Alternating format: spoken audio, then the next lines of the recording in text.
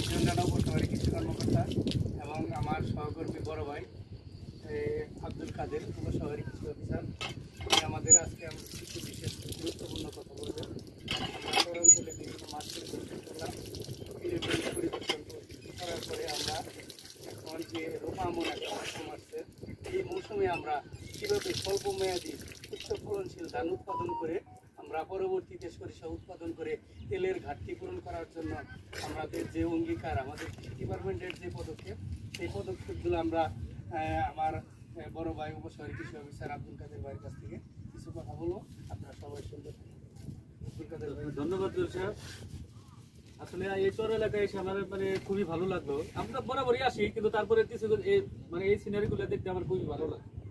আর বিশেষ করে আপনারা যে কৃষির যে বিপ্লব ঘটিয়েছেন, এটা দেখলে আরো ভালো লাগে। কোনো জমি খালি রেখে আপনারা মানে একটার পর একটা ফসল দিয়েছেন। সামনে আমাদের পুরো আমন মৌসুম, এই আমন মৌসুমে আমরা মানে কি জাত করলে আমরা স্বল্প মেয়াদে একটা জাত করলে মানে যাতে আমরা সরিষা চাষাবাদ করতে পারি। আপনাদের কথা এই কথাটা ঠিক আছে কিনা? আমার এই কথাটা ঠিক আছে। তাহলে অল্প সময়ে যাতে বেশি উৎপাদন হয় এরকম কিছু ধান আমরা চাষাবাদ করব, করে আমরা আরেকটা ফসলে চলে যাব।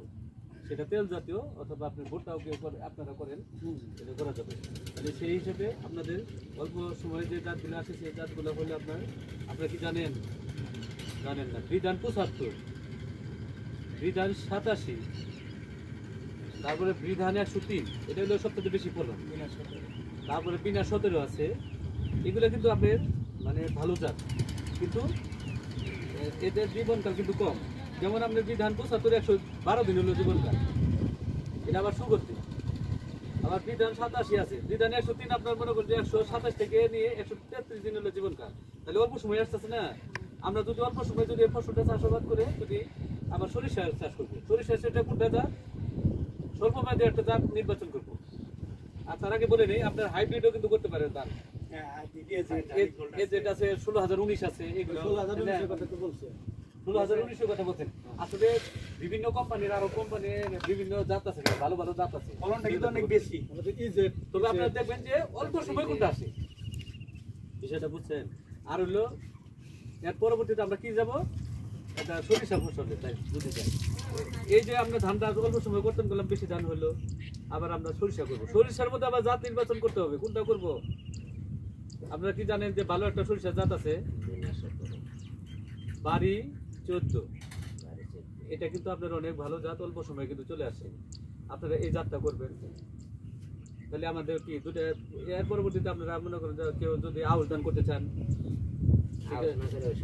না বুড়ো করবেন, বুড়ো করার পরে আপনারা আউশে চলে যাবেন, তাহলে 4টা ফসল চলে আসবে। ঠিক আছে। একটা জিনিস আমি একটু যোগ করতে চাই, যেখানে হলো যে আমরা দেশে আমাদের কি আমরা কি বলি, খালি চিকন ধান, খালি চিকন চিকন চিন্তা করি। 1 বিঘা জমিতে 10 থেকে 15 মণ ধান হলো চিকন।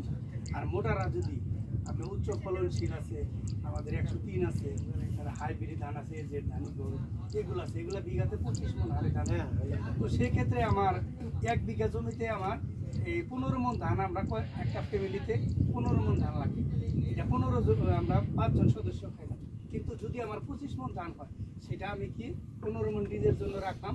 আর এই 10 মণ 5 মণ যে ধানটা বেশি হলো, এটা আরো বাংলাদেশের মানুষরা খাইতে পারবে। এগুলি কি আমাদের দেশের উন্নত হবে না? তো সেই দিক দিয়ে চিন্তা ভাবনা করে উচ্চ ফলনশীল, সেটা আপনি স্বল্প মেয়াদী হতে পারে, হাইব্রিড ধানও হতে পারে।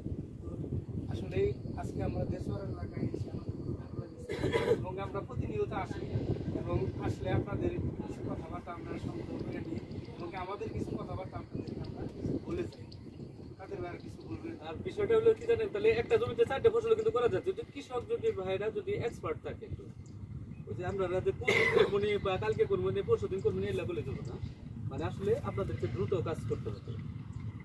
এই যদি আপনার মনে করেন যে এই যে আউশ ধানের কথা বলি, তাহলে কিন্তু পুরো ধান কর্তন করার পরে কিন্তু আউশ ধান রোপণ করতে হয়। তাহলে সেহেতু বীজতলাটা কিন্তু আপনার আগে করতে হবে, করলে পারে। তাহলে শোনা আপনার মনে হয় পুরো ধান কর্তন করার পরে আউশ ধান করা যায়। কিন্তু আপনার যে চর এলাকায় কিন্তু আগে কিন্তু অনেক আউশ ধান আমরা আমগর খেতের মধ্যে ফসল কয়টা করছি, আমরা কিরকম পাইতাম কৃষক।